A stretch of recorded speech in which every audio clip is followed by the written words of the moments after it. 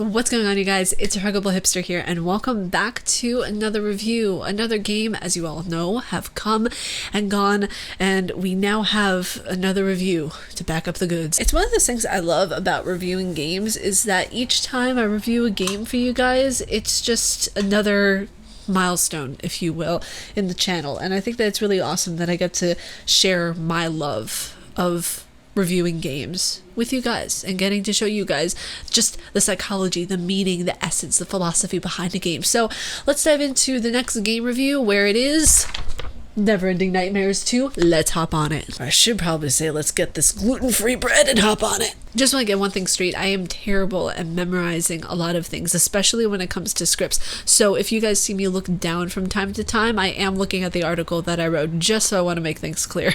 So it's the same nightmare, different story, as we dive into like this really weird, tumultuous world of Neverending Nightmares. So memories are a fickle thing. So much of the memory itself is based on the person and how they're feeling during the situation in which it occurred.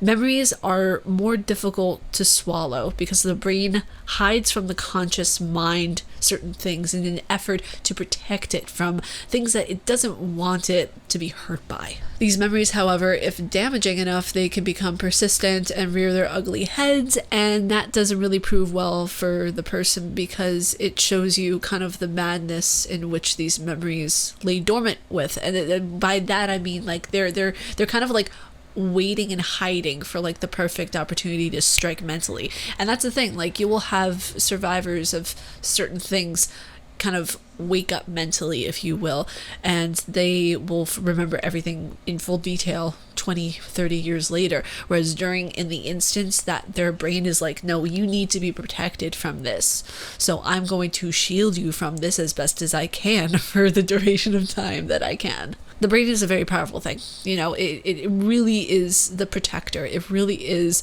something that can either make or break the way you see the world. And it's such a complicated thing too, because there's still things about the brain we have no idea about yet.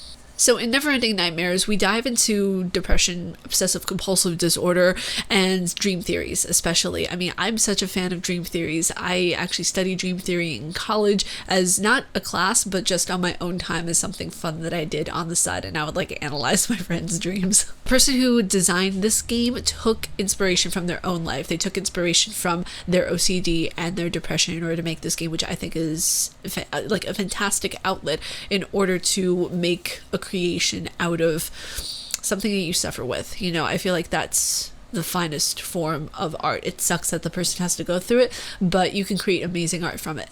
And he said, trying to create the feeling of bleakness and hopelessness in Neverending Nightmares.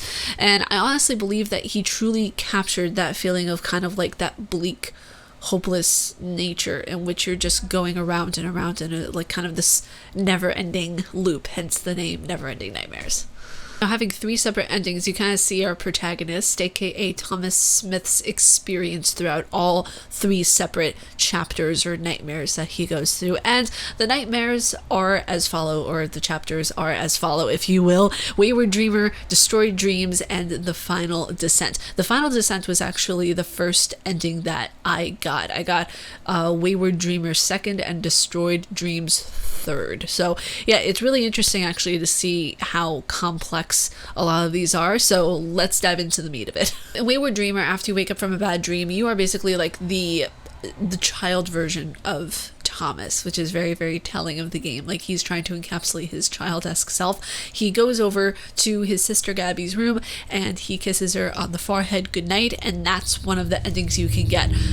Kind of anticlimactic, but I get why he put it there. It's not necessarily the ending that sticks out the most to me, but it's the one that is the most wholesome and caring I've really ever seen in a horror indie game. You know, kind of where the main character doesn't encounter like a spooky monster at the end. He just simply, after the nightmare, goes, checks on his sister, kisses her on the forehead, and it's like, it's so wholesome, but it's like he's putting the other character before himself, and you don't typically see that in an indie horror game, especially, of where the protagonist will put the other character's needs before his own, if you will.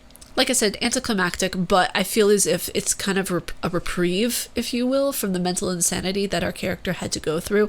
And it's one of the more I don't know. Considering how brutal the other two endings were, this was kind of like an okay, we're at peace kind of moment. Wayward Dreamer was complex and an emotional tongue twister to an extent, because in an instance he's having like these childhood nightmares that a lot of children actually have. It's very common for children to have very vivid, kind of almost night terror-esque nightmares.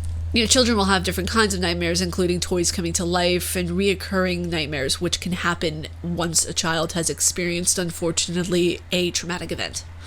He sees her bloodied and dead in kind of like a path that she follows. She has him follow her through. So it's very interesting. He sees dead animals along the way, kind of spooky, but again, it's very typical, not so typical-esque child nightmares. And each child is different, obviously. So depending on the child, you could have more severe nightmares than not. You know, it's kind of interesting because I use this analogy within the article, and I said that a child's mind is one of chaotic events in a sense, because you see the child growing and developing and their mind is kind of like an etch and sketch almost. You know, anything can happen.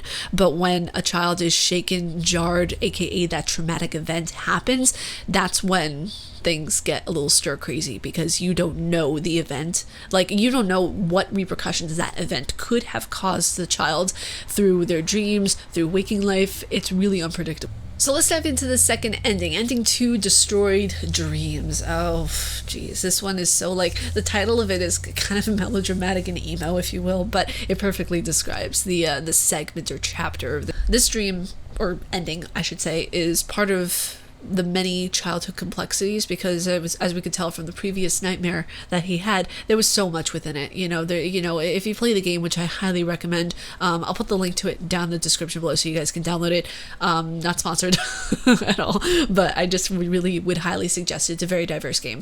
You know, there's a lot of underlying traumas. The character is broken, pure and simple. Like, the character is mentally broken. This character is running away from a version of himself that he hates the most in the hospital. Like, in this game, like, you see the character just like running away from this Freddy Krueger version of himself. Like, it's so interesting. Like, the stereotypical mask and knife kind of that a lot of serial killers dress as, but it's very indicative of how this character feels about himself. And there's a certain part where Thomas actually walks into a room in the hospital, and there was an eye chart, one that optometrists use, and he looked at it, and I clicked on it, and then he looked at it, but it said on the eye chart, everything is a lie, which actually I have a picture over here so you guys can see it.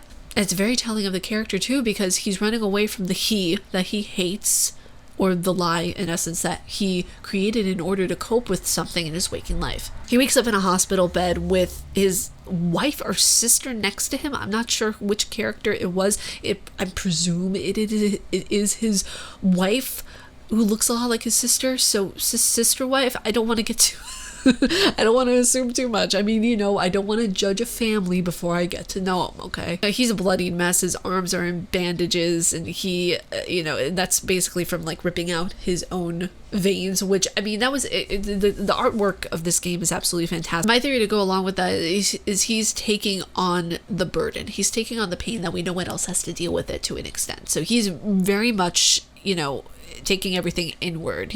As a child, we don't know how to take things inwardly so well. So we cry, we ask for help, and that is our way of communicating with people. That is our way of conveying that, hey, I need help. I'm emotionally, panicked right now. I need someone. I need something from you, the person who is taking care of me. And, as a child, once we do that, it allows us to learn that even though it's a very, very basic thing, it's a very incredibly basic instinct to cry. It's something of where we know how to ask for help. This is, however, depending on the way the child is raised.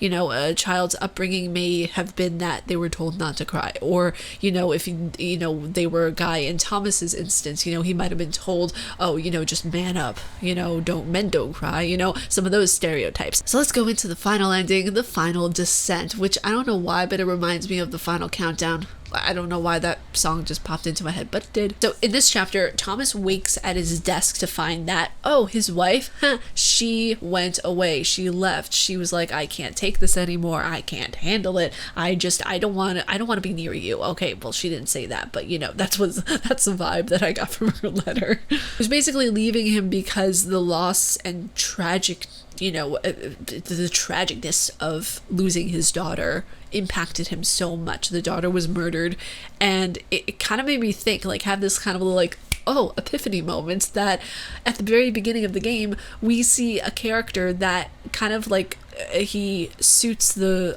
pajamas that Thomas is wearing throughout the game, and I'm like, did Thomas? We may never know. Maybe he's just so saddened about the loss that he's again inwardly taking on something that he didn't even do. Seeing now the entire game and how it plays through, I really see like the character's OCD, but he also has delusions as well. You know, how things are out to get him, i.e. the dolls chasing after him, which, by the way, I haven't been creeped out in a very long time, and that's something that genuinely creeped me out. I don't want dolls chasing me around.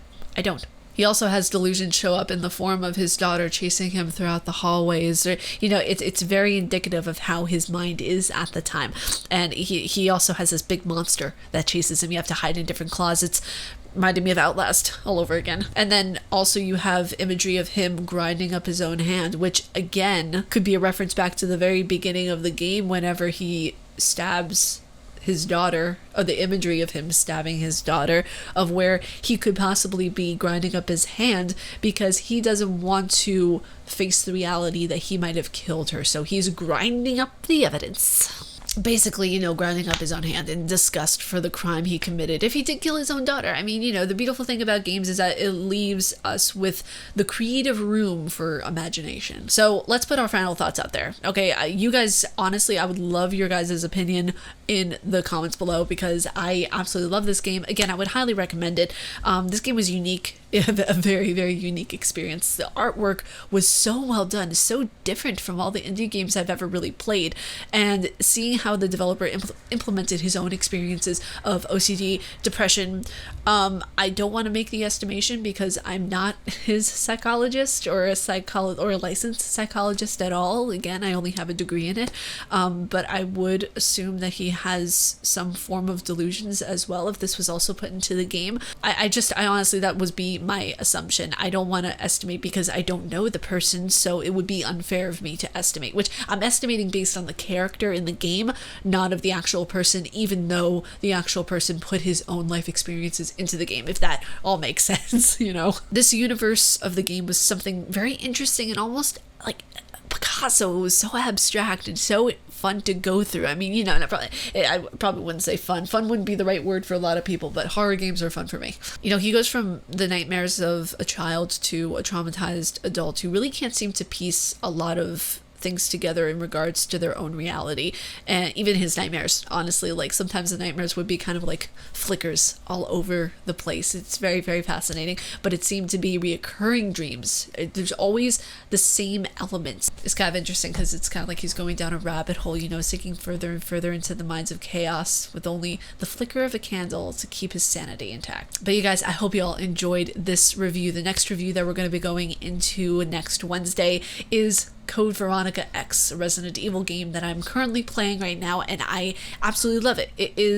I love the game. A lot of the tank controls with it, very frustrating. It took me forever to get through the tyrant boss battle in the airplane. For those of you who have played it, you know exactly what I'm talking about. But yeah, I cannot wait to get to that review next Wednesday. I feel like review days are like every Wednesday now, which is really, really awesome that it's becoming like a steady pace like this. Man, if I had written articles like this in college, I would have been on the dean's list. I'm pumping out articles faster than I pump out my life. Makes absolutely no sense, but in the head it made more sense than coming out of my mouth, so carry on. But you guys, if you all like my face and what I do, please be sure to subscribe and hit that bell down below because I make videos every Monday, Wednesday, and double uploads on Friday. Also, stay casually nerdy. I'll see you all in Friday's video. Peace.